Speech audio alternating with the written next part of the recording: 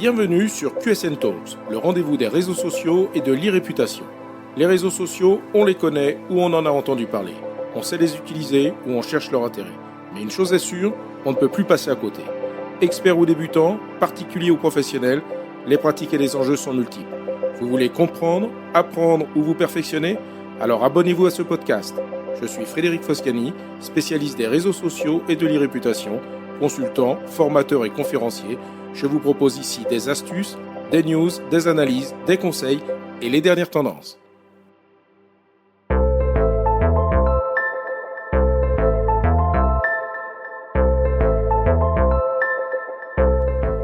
Bonjour, aujourd'hui dans QSN Talks, je vais parler du principe de social commerce. Le social commerce est le fait de proposer des services de commerce en ligne au travers des réseaux sociaux. Ce qui s'annonçait être une tendance forte sur les réseaux sociaux semble connaître un fort ralentissement, du moins dans les pays occidentaux. Les réseaux sociaux ont certes intégré des fonctionnalités de shopping, mais leur adoption n'est pas à la hauteur de ce que l'on pouvait envisager de la part des consommateurs pourtant habitués aux achats via des sites e-commerce traditionnels. Les réglementations strictes, comme le RGPD en Europe, et les préoccupations croissantes concernant la confidentialité des données font clairement partie des freins à l'adoption du social commerce, alors qu'en Chine, des plateformes comme WeChat ont réellement transformé les interactions sociales en opportunités d'achat. Aujourd'hui dans QSN Talks, je vais donc explorer les raisons derrière cette disparité de développement du social commerce, examiner les obstacles à l'adoption du commerce social et envisager les leçons que peuvent tirer les entreprises. Voyons tout d'abord les raisons profondes qui influencent l'adoption différente du social commerce entre les pays occidentaux et la Chine. En Occident, les consommateurs sont généralement habitués à effectuer leurs achats en ligne via des sites e-commerce dédiés ou des marketplaces établis, préférant des transactions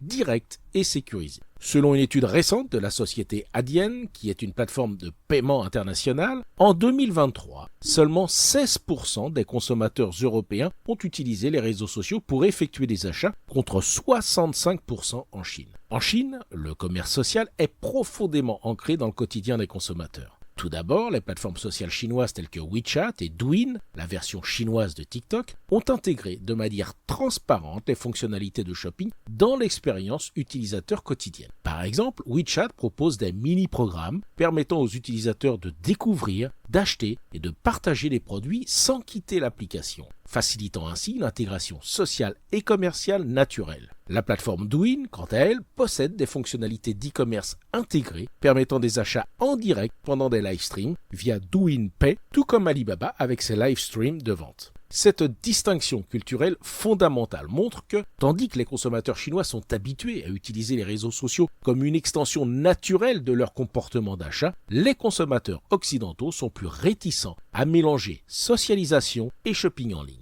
Cette préférence pour des canaux d'achat distincts et sécurisé constitue l'un des principaux obstacles à l'adoption généralisée du social commerce en Occident, malgré les efforts déployés par des plateformes comme Facebook et Instagram pour intégrer des fonctionnalités de shopping dans leurs services. Les préoccupations concernant la sécurité des données personnelles et la confidentialité ont également un impact significatif sur l'adoption du social commerce. Le règlement général sur la protection des données, autrement dit le RGPD de l'Union européenne, mis en œuvre en 2018, impose des normes strictes concernant la collecte, le traitement et la protection des données personnelles des consommateurs. Cette réglementation vise à renforcer la confidentialité et à garantir un contrôle accru aux individus sur leurs informations privées lorsqu'elles sont utilisées à des fins commerciales. Selon une étude de PwC, 72% des consommateurs européens citent la sécurité des données comme leur principale préoccupation lorsqu'ils envisagent d'effectuer des achats via les réseaux sociaux. Cette méfiance envers la gestion des données personnelles constitue un frein significatif à l'adoption du social commerce en Europe, où les consommateurs préfèrent souvent des plateformes e-commerce plus traditionnelles et réputées pour leur fiabilité en matière de sécurité. En Chine, en revanche, la confiance des consommateurs dans les plateformes sociales est plus robuste. Des acteurs comme Tencent et Alibaba ont investi massivement dans des systèmes de paiement sécurisés et des politiques de retour flexibles, renforçant ainsi la confiance des consommateurs dans les transactions effectuées via les réseaux sociaux. Cette confiance permet aux consommateurs chinois d'adopter plus facilement les pratiques de social commerce, où les transactions via des applications comme WeChat Pay sont courantes et largement acceptées.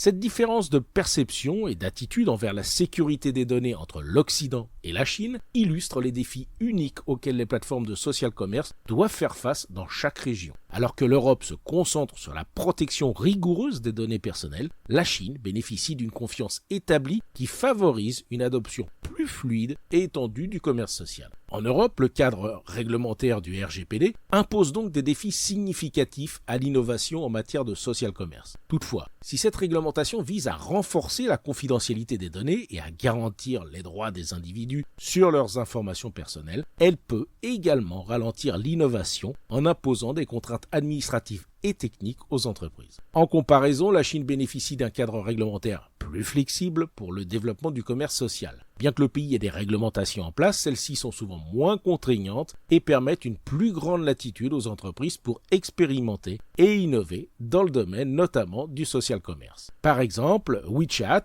a intégré des fonctionnalités de paiement et de shopping de manière agile en réponse directe aux besoins des consommateurs et aux tendances du marché. Alors que l'Europe cherche à équilibrer la protection des consommateurs avec la promotion de l'innovation technologique, la Chine adopte quant à elle une approche plus souple qui favorise souvent une adoption et une intégration rapide des nouvelles technologies dans le quotidien des consommateurs. La maturité du marché e-commerce est aussi l'une des clés de l'adoption ou non du social commerce. Le marché e-commerce occidental est largement dominé par des géants établis tels qu'Amazon, eBay et d'autres grandes plateformes de vente en ligne.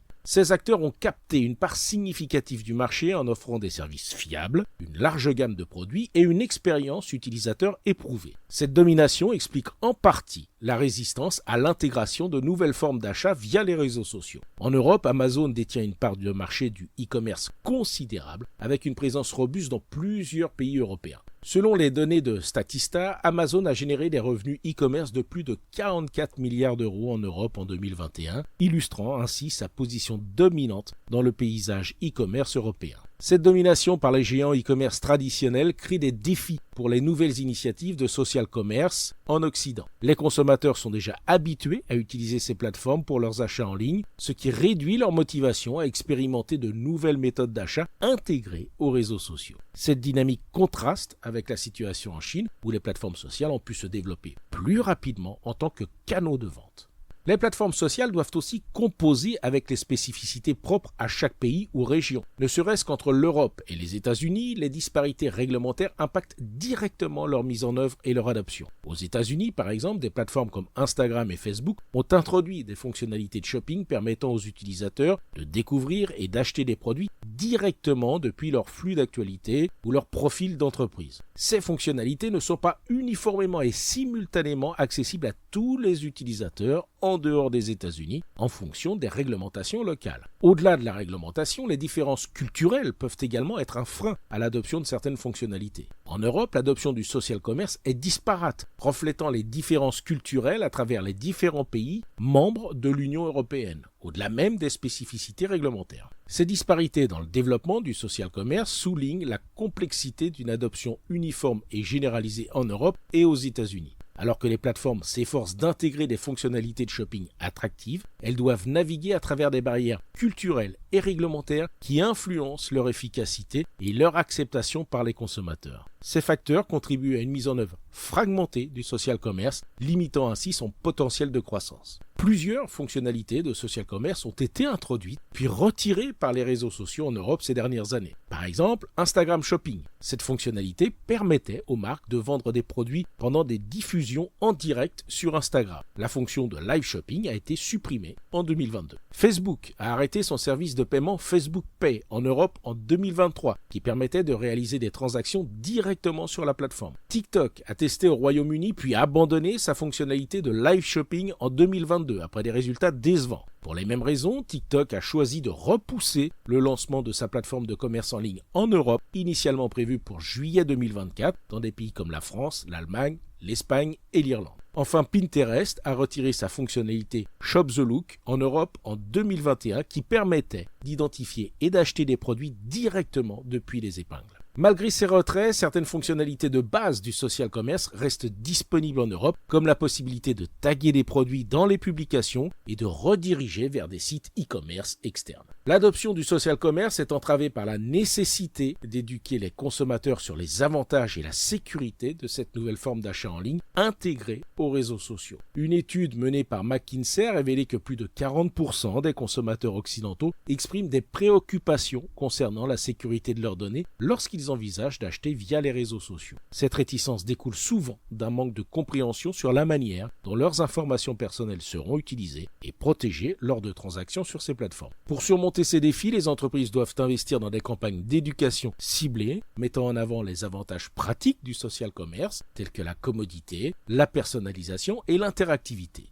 Ces efforts nécessaires doivent viser à rassurer et sensibiliser les consommateurs sur la sécurité de leurs données afin de créer une confiance indispensable pour stimuler une adoption plus large et durable du social commerce. En conclusion, après avoir été l'une des tendances annoncées du développement des réseaux sociaux, le social commerce est confronté à plusieurs défis significatifs, notamment la préférence des consommateurs pour leurs canaux traditionnels d'achat, les préoccupations concernant la sécurité des données et la domination des géants du e-commerce établis. Ces facteurs ont entravé une adoption généralisée des fonctionnalités de shopping intégrées aux réseaux sociaux, en dépit des efforts déployés par des plateformes telles que Facebook et Instagram pour stimuler cette tendance, les obligeant à faire marche arrière sur certaines fonctionnalités proposées. Pour l'instant, le e-commerce au travers des plateformes sociales en Europe semble se limiter à générer du trafic sur des sites de vente classiques. Il ne faut surtout pas s'en priver, c'est un premier pas vers l'adaptation et donc l'adoption nécessaire des consommateurs. Car malgré ces obstacles, les perspectives de croissance du social commerce restent prometteuses. Avec une éducation continue des consommateurs sur les avantages pratiques et la sécurité du social commerce, les entreprises peuvent surmonter les résistances. L'avenir du social commerce réside dans son adaptabilité à l'écosystème e-commerce existant, en intégrant de manière transparente des fonctionnalités de shopping sur les plateformes sociales, en renforçant la confiance des consommateurs à travers des pratiques de protection des données transparentes et de gestion de la relation client efficace. Il est possible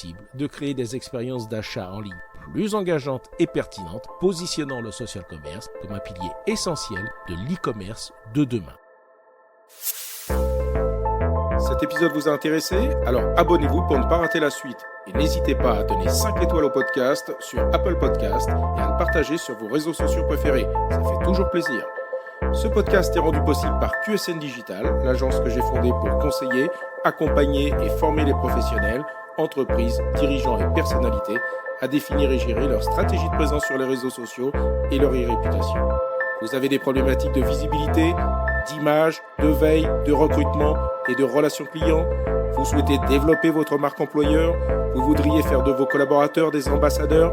Contactez donc QSN Digital pour demander votre coach social media. Je me ferai un plaisir d'échanger avec vous. Pour me trouver, rien de plus simple, demandez à Google ou à vos réseaux sociaux. À bientôt.